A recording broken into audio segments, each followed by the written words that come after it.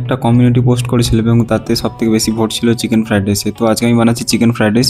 সর্বপ্রথমে কড়াই দিয়ে দিলাম ভেজিটেবলস এবং তার মধ্যে দিয়ে দিলাম ডিম। এবার এই দুটোকে ভালো করে তেলের মধ্যে ফ্রাই করে নেবো। ভেজিটেবলস আর ডিমটাকে ভালো করে ফ্রাই করে নেবো। তো কড়ার মধ্যে আর একটু দিয়ে দেবো তেল।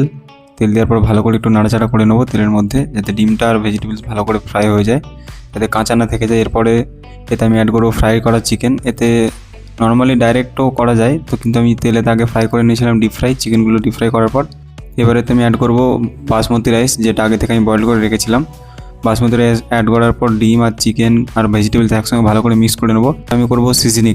সবার প্রথমে নুন, তারপরে হোয়াইট পেপার, তারপরে অল্প একটু পরিমাণ মতো চিনি আর অ্যারোমেট মিক্স দিয়ে ভালো করে মিক্স করে নেবো। অ্যাড করবো এতে সসে, সবার প্রথমে গ্রিন চিলি সস, তারপরে যাবে এতে সয়া সস দেওয়ার পরে অল্প একটু ভিনিগার দিয়ে পরে এটাকে ভালো করে মিক্স করে নেবো।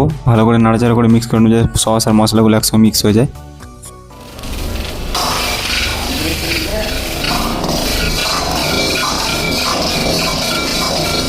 তো finally chicken fried rice is ready to be pick up. ভিডিওটা ভালো লাগলে অবশ্যই সাবস্ক্রাইব করবে। Thank you for watching.